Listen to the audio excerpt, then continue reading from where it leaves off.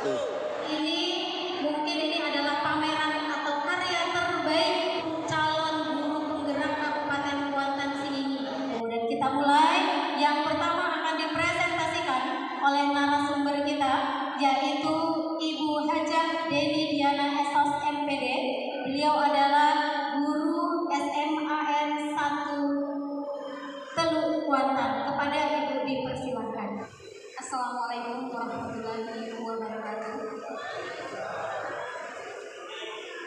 Terima kasih atas kesempatan yang diberikan kepada saya untuk memaparkan sedikit tentang aksi nyata yang sudah dilakukan di sekolah SMA 1 Teluk Kuantan dengan tema Inovasi Calon Guru Penggerak Aksi Nyata Program yang Berdampak pada Murid Gerlis Semansa Tekun. Gerakan Literasi SMA 1 Teluk Kuantan. Latar belakang. Yang pertama, rendahnya minat dan motivasi siswa. Yang kedua, rendahnya nalar kritis menganalisis persoalan. Kemudian yang ketiga, kurang menariknya fasilitas dalam literasi di sekolah. Next. Adapun tujuannya, yang pertama menumbuh kembangkan minat dan kebiasaan siswa dalam membaca. Yang kedua, memotivasi siswa dalam berkarya. Selanjutnya, yang ketiga, menyediakan ruang dan fasilitas kepada siswa. Next, dampak. Dampak dari program yang saya lakukan, yang pertama, siswa lebih dekat dengan sumber bacaan yang variasi.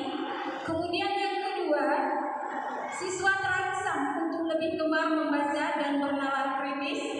Yang ketiga, siswa memiliki ruang untuk berkreativitas. Adapun program aksi nyata yang sudah saya lakukan di SMA 1 Teluk Kuantan, yang pertama adalah lomba pembuatan mading 3 dimensi. Adapun lomba yang diikuti oleh seluruh kelas di SMA 1 Teluk Kuantan, di mana anak-anak membuat mading 3 dimensi dengan tujuan memperkenalkan kepada anak ruang untuk mereka beropini, memberikan opini. Selanjutnya mereka mengenal editorial dan rubrik setiap bulannya. Jadi mereka mendapatkan ruang untuk mengembangkan kreativitas mereka dalam bidang misalnya menulis cerpen, kemudian membuat puisi, kemudian juga membuat pantun. Dari kumpulan pantun, puisi dan cerpen tersebut diambil kemudian dicetak menjadi sebuah buku yang disebut yang buku antologi karya dari siswa SMA 1 Teluk Kuantan. Selanjutnya, lomba pembuatan pojok baca. Pojok baca biasanya dilaksanakan di dalam kelas. Namun kali ini saya mengubah variasi. Pojok baca diadakan di lingkungan sekolah. Masing-masing kelas membuat pojok baca, 2 kelas membuat 1 pojok baca, di mana pojok baca tersebut dibuat dari barang bekas. Ini gambarnya anak sedang mencat kulkas. Ini adalah untuk meletakkan buku. Kemudian pojok baca ini dibuat di spot-spot yang menyenangkan, di mana siswa sering suka nongkrong, santai. Tujuannya apa? Agar mereka lebih dekat dengan buku, kemudian memberikan pengalaman yang menyenangkan dalam membaca kepada siswa. Selanjutnya, program yang ketiga, pemilihan duta baca. Inilah program yang spektakuler selama saya menjadi CGP selama 7 bulan, di mana pemilihan duta baca ini adalah terdiri dari kelas 10 dan 11. Masing-masing kelas mengirim 2 laki-laki dan perempuan dengan kriteria suka membaca, kemudian pengalaman menulis, yang ketiga suka berorganisasi, di mana pemilihan duta baca ini melalui 3 tahapan seleksi. Yang pertama, pengiriman CV dan esai. Selanjutnya yang kedua, tes skolastik. Yang ketiga, wawancara. Di sini kita dapatkan 10 kandidat terbaik, di mana 2 diantaranya dilantik sebagai duta baca. Mereka akan menjadi pilot project yang akan menggerakkan literasi di SMA 1 Teluk Kuantan. Mereka akan membentuk sebuah struktur organisasi independen di luar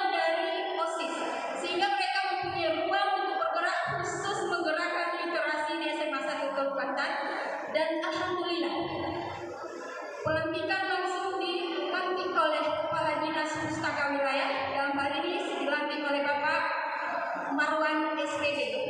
Beliau dalam arahannya menyampaikan bahwa pelantikan duta baca di Kabupaten Kuantan ini adalah yang pertama di dunia pendidikan. Kemudian duta baca ini mempunyai program-program yang spektakuler yang akan dilaksanakan. Salah satunya mereka sudah menulis cerpen online, kemudian mereka sudah berkarya di bidang membuat webpad, kemudian podcast, yang memang generasi milenial yang mengarahkan literasi di SMA bergerak ke daerah ke arah digitalisasi. Pak Dede Yundra dari Pulau Ibu, betul ya, guru SD Negeri 002 Pasar Usang Basra, dengan judul Gersang. Silakan Pak Dede Yundra. Oke, terima kasih banyak Ibu Moderator. Izinkan saya mempresentasikan aksi nyata atau program yang berdampak kepada murid. Ini mungkin bukan program atau aksi nyata terbaik dari seluruh CGP, kemudian tetapi saya dikasih kesempatan untuk mempresentasikan aksi nyata saya. Yang melatar belakangi aksi nyata yang saya lakukan di sekolah ini, kita tahu pada saat ini kita sangat krisis kesehatan, terutama mungkin di negara kita umumnya, di Indonesia kita dilanda pandemi COVID-19. Artinya tingkat kesehatan manusia Indonesia itu menurun, daya tahan tubuhnya menurun. Kemudian kita lihat di sekolah kita, terutama di sekolah saya di SD 02 Pasar Usang Basra, Kecamatan Kuantan Hilir, saya melihat tingkat kebugaran siswa saya juga menurun. Tapi untuk mencapai tingkat kebugaran dan kesehatan itu, manusia tidak cukup hanya dengan olahraga yang teratur, istirahat yang cukup, tetapi kita juga mengatur pola makannya. Dalam program kali ini saya akan mengangkat bagaimana pola makan yang sehat terhadap anak-anak di SD 02 Pasar Usang Basra. Kemudian tujuan inovasi ini menerapkan budaya hidup sehat dengan makan buah segar yang mengandung vitamin. Nah, apa strategi yang saya lakukan di sekolah? Tidak semua anak-anak itu suka makan buah-buahan, apalagi anak-anak kelas bawah, kelas 1, kelas 2, kelas 3, dia tidak suka makan buah segar. Kemudian anak kelas tinggi, kelas 3, kelas 4, kelas 5, dan kelas 6 tuh sebagian sudah suka makan buah segar. Tetapi saya punya strategi untuk anak kelas bawah supaya dia suka makan buah segar. Kita bikin sebuah challenge atau tantangan. Anak-anak saya tutup matanya dengan masker atau dengan apa? Dengan media penutup mata. Kemudian buah-buahan tadi kita buka. Kita buka satu persatu, boleh itu jeruk, boleh itu pisang, boleh itu salak gitu kan. Jadi anak-anak ini ditutup matanya, kemudian kita kasih satu jenis buah, kita suruh dia mencium, kemudian kita suruh dia menebak apakah bau buah ini, kamu kenal dengan bau buah ini. Kalau anak-anak yang tidak tahu, dia bilang tidak tahu, maka konsekuensinya dia harus memakan buah yang dia tidak tahu. Nah, ini salah satu strategi saya agar anak-anak menyukai buah-buahan yang segar. Kemudian kami juga mendorong setiap anak-anak pasti punya uang jajan. Kadang-kadang uang jajannya, dia jajanan sekolah itu tidak selalu membelikan jajan-jajan dengan makanan-makanan yang sehat. Nah, program ini kami laksanakan, sebagian dari uang jajan anak itu kita dorong dulu untuk membeli makanan atau buah-buah yang segar, atau pemanfaatan buah yang segar yang ada di lingkungan rumahnya boleh dibawa ke sekolah. Baik, perkenalkan saya Nur Hayati, guru SD Negeri 002 Simpang 3 Teluk Kuantan. Selama program calon guru penggerak, sungguh banyak program praktik-praktik baik yang sudah diajarkan, yang sudah dibimbing oleh pengajar praktik dan fasilitator. Itu alhamdulillah sangat disyukuri sekali. Salah satu praktik baik yang saya lakukan adalah kelasku nyaman, bumiku aman. Baik, ada apa ya dengan kelasku nyaman, bumiku aman? Nah, jadi saya terinspirasi dengan kondisi bumi kita saat ini. Kondisi bumi kita saat ini, data dari Kementerian Lingkungan Hidup dan Kehutanan, bahwasanya diperkirakan 190,5 ribu ton per hari sampah dihasilkan oleh kita yang namanya manusia. Adapun tujuan dari praktik baik yang saya lakukan adalah reduce, reuse, recycle. Bagaimana mengurangi sampah, penggunaan kembali, dan mendaur ulang sampah yang khusus sampah plastik. Program dari yang saya buat di sini adalah Probioticon with Ragi Tempe. Nah, di sini program bioteknologi virgin coconut oil dengan menggunakan ragi tempe. Dengan menggunakan metode tertentu. Nah, metodenya banyak untuk memunculkan unsur kimia yang bermanfaat bagi kesehatan, bagi kecantikan. Nah, di sini metodenya apa yang kita gunakan di sini adalah metode fermentasi.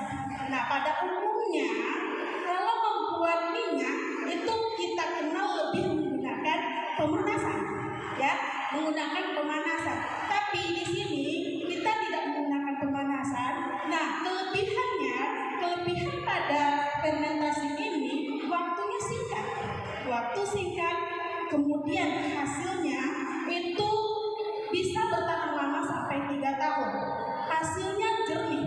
Nah, kadar lemak bebasnya itu rendah sehingga bisa menetralkan lemak jahat dalam tubuh.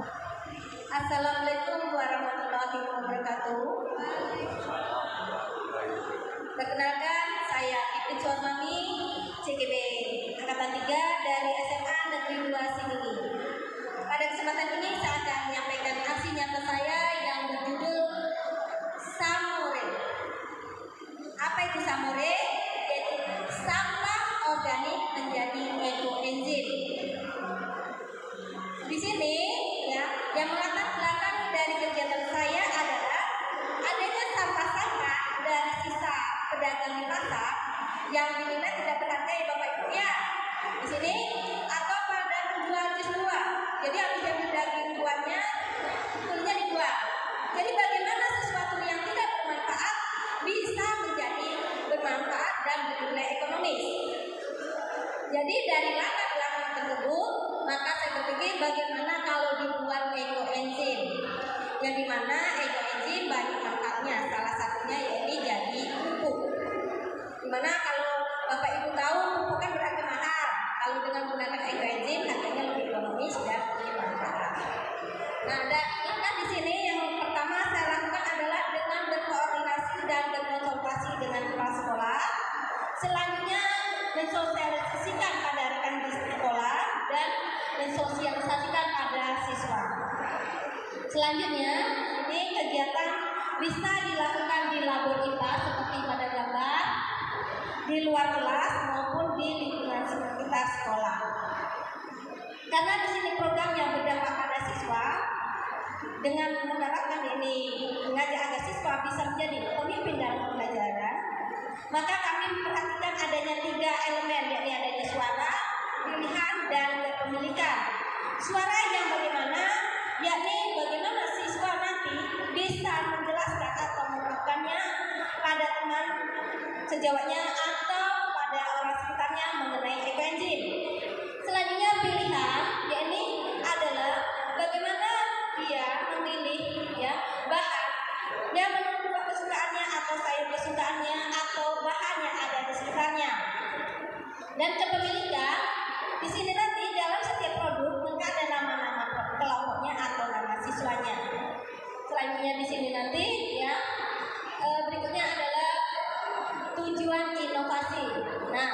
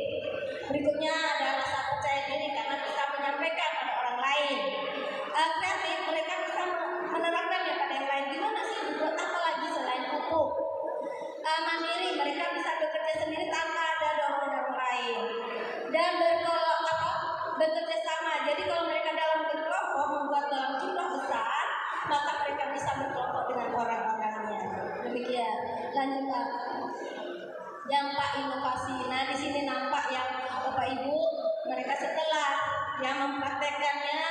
Mereka di sini ada ya digunakan adalah dengan pupuk ya, maka dicairkan lebih dulu ekoenzimnya, karena kalau ekoenzim langsung diterapkan, ekoenzim punya sifat asam, jadi harus dicairkan dengan menambah air. Nah, manfaatnya yaitu sebagai pupuk, bisa mengusir hama, bisa membersihkan toilet atau lantai. Hanya kami masih berkecimpung dalam tahap ini ya Bapak Ibu, untuk kedepannya mudah-mudahan bisa lebih bermanfaat lagi.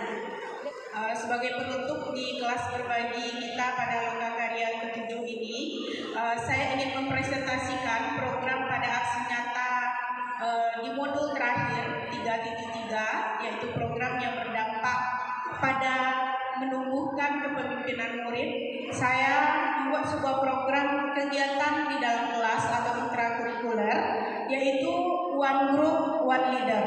Nah, apa sih yang melatar belakangi saya ingin membuat program ini? Yang pertama tentu saja di mana dari Maret 2020 kemarin dunia pendidikan kita mengalami penurunan seperti apa yang telah kita ketahui bersama. Yang pertama kita lakukan adalah berkolaborasi. Itu yang pertama. Kalau kita tidak berkolaborasi, dalam arti kita baik sendiri pun dalam kita istilahkan dalam permainan sepak bola, bapak pandai sendiri, ya kan? Tapi yang lainnya hanya sebagai pengikut saja, tidak akan bisa menang, ya kan? Nah, jadi di sini yang langkah pertama harus kita berkolaborasi dengan warga sekolah, ya, yang di sini yang punya kepentingan. Dengan berkolaborasi selanjutnya, nanti kita akan jalan. Yang pertama kita rubah dulu diri kita, Bapak, ya kan? Habis kita merubah diri kita menuju yang baik, ya. Misalkan kita dalam lingkungan kelas kita dulu, kelas, ya, kelas yang kita ambil dulu. Kalau sudah nampak ada perubahan, maka mereka akan termotivasi sendiri, ya. Setelah itu, ya, kita akan jadi contoh bagi mereka dengan cara gimana? Ya, tetap kita jalankan program kita tadi dengan menunjukkan aksi nyata kita tanpa kita mempromosikan dengan yang lain. Insya Allah tetap akan ditengok, oh bagus ya, ternyata bisa ini. Dengan aksi nyata yang ada buktinya tadi Pak, kita tunjukkan manfaatnya, orang lain akan meniru kita gitu aja Pak. Jadi kita terus berkolaborasi, bekerjasama dengan warga sekolah, itu kuncinya. Terima kasih. Terima kasih Bu atas waktunya. Di kelas berbagi ini kita dibatasi waktu ya Bu. Ternyata ada yang tertarik dengan produk ini yang mungkin bisa dicobakan di rumah ya Bu ya. Ya, terima kasih Bu atas pertanyaannya. Untuk pada proses pembuatan itu kelapa yang kita gunakan, kelapa yang umur 12 bulan Bu, dengan cangkangnya yang berwarna coklat. Nah, karena rendemen minyaknya itu akan dihasilkan lebih banyak. Nah, jadi kelapa yang sudah banyak kandungan minyaknya. Kemudian air kelapanya itu kita gunakan dari 4 kelapa tersebut.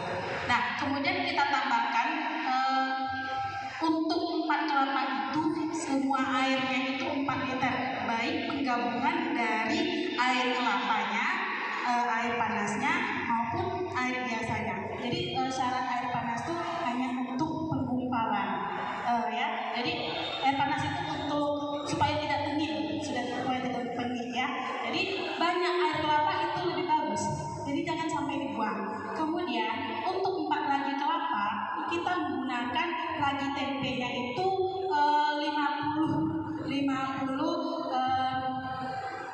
gram ya, 50 gram. Jadi kalau takaran sendoknya Bu, sendok penuh itu 3 sendok setengah. Kalau untuk 50 gram, kalau saya seandainya tidak ada timbangan, itu takarannya. Jadi 4 liter Bu, gabungan Bu. Jadi tidak masalah. Kalau air kelapanya ada 2 liter, ya udah gabungan aja air panas sama air biasanya. Nah, itu cara pembuatannya. Setelah kita jadikan santan, baru masukkan ragi tempe. Diaduk semuanya, kita masukkan ke dalam plastik, kita ikat. Kita fermentasikan beberapa hari, itu 1 hari saja sudah terbentuk. Nah, itu cara pembuatannya. Nah, kemudian ada tadi kan ada tingkatannya ya Bu ya. Ada airnya, ada minyaknya, ada volumenya. Nah, di sini kalau untuk VCO itu adalah minyak murninya.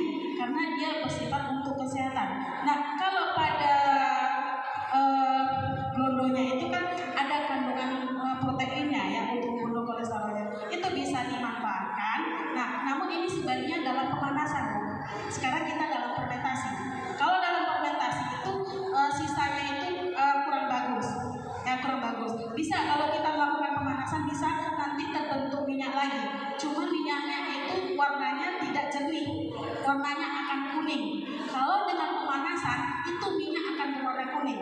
Tapi kalau dengan fermentasi minyaknya bening. Nah itu. Bagaimana Ibu? Terima kasih. Assalamualaikum warahmatullahi wabarakatuh.